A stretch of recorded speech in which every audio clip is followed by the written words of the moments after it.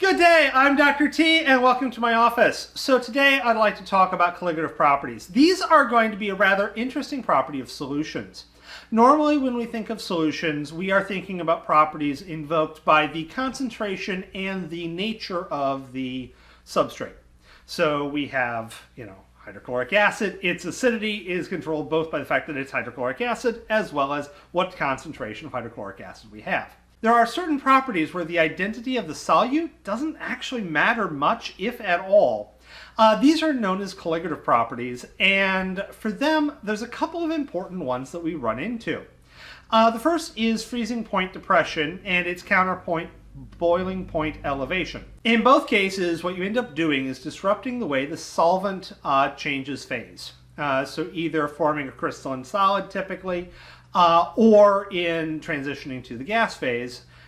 These are disrupted by having solute in there, either by making it take more effort to exclude the solute from the solid, or by giving you less surface area in order to do the vaporization, because of course vaporizing takes place on the edge between liquid and gas. During boiling, that edge is kind of created anew, but you still have, the edge of the bubble. For this property, it really just kind of matters how many things are in the way. Now, if you have an electrolyte or something else that splits apart, then it will count, 2 or 3 or 4 times into each part that it splits into. So 1 mole of sodium chloride would act like 2 moles of generic stuff, because you get a mole of sodium and a mole of chloride. Calcium chloride, would be 3. You get a mole of sodium, a mole of the one chloride, and another mole of the other chloride. So 2 moles of chloride total. Now, the other one that I want to jump into is known as osmotic pressure. This is a rather interesting scenario. So if you have a semi-permeable membrane, one that's going to allow, say, the solvent to go through, and typically when we're talking about this, the solvent's water. We're usually dealing with an aqueous in this particular case. So if you have a semi-permeable membrane and you've got water on both sides, water will flow back and forth. Now, if you have more solute on one side, then effectively the concentration of water is lower on the side with more solute. It's weird. You normally don't think about the concentration of the solvent, but in this case, you kind of do.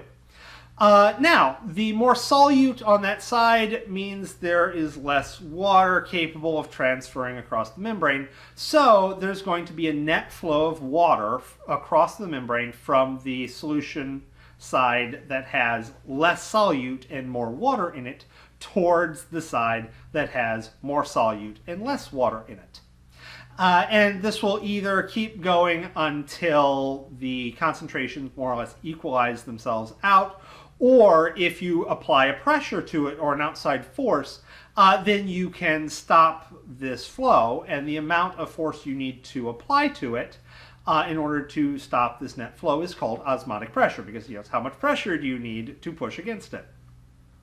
Now, when it comes to things like cells, this is actually quite important for us.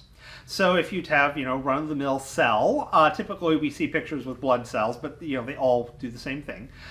Their membranes are semi-permeable membranes. Water can go back and forth, not particularly easily. The membranes are, optimized to stop it from doing much transferring, but water can go back and forth.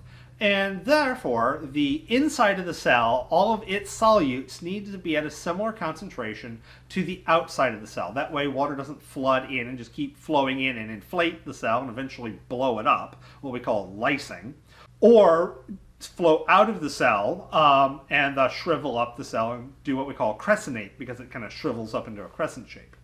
So when you have this nice solutes are the same on both sides and nothing bad happens, that's called isotonic, iso same tonic solution. However, if the concentration of solute is lower on the outside, then as I mentioned earlier, the water will flow in and it will eventually cause the cell to rupture if there's too much of a difference. This is called a hypotonic solution, meaning the concentration is too low. This is why if you go in the hospital and you get an IV, they never put water in that IV, or I shouldn't say, there's water in there. It's mostly water, but it's never pure water. It's always either a saline or Ringer's lactate or some other kind of solution. That way, the IV does not create pockets of hypotonic solution, therefore causing tissue damage. Likewise, the opposite scenario where the water flows out of the cell shrivels up, that's a hypertonic solution. This has a couple of applications in medical scenarios. There's one thought of using hypertonic solutions for emergency medical treatment. The idea is if you've lost so much blood, you're not really worried about the lack of blood, which, I mean, you are. You're really, really worried in the fact that there's not enough liquid in your bloodstream for your heart to actually pump, and therefore, yeah, you're in a world of hurts. The idea is if you inject a hypertonic solution, then it will pull water from the tissues and give you more liquid in the bloodstream for your heart to pump. It's not good for you, but neither is why ever else your blood is, not in you. This is actually a bit of an argument against the use of saline. Saline is a slightly hypertonic solution and therefore is maybe not the ideal use for a lot of applications. This, by the way, is also how hams are made. By adding salt to the outside of the ham, or you could use, honey. You can use other materials because, once again, the identity of the material doesn't matter that much. But obviously, if you're making a ham, it needs to be nice and non-toxic. You coat the ham with salt.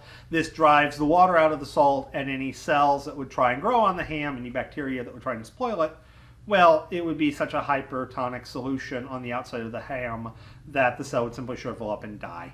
And therefore your pig leg, which is what you make ham out of, is now preserved and will be staying as a nice preserved pig leg for a while. So yeah, that's colligative properties. Just wanted to do a real brief introduction to those guys. Because concentration sometimes matters more than what it actually is. So with that said, have a wonderful day, and I'll see you in later videos.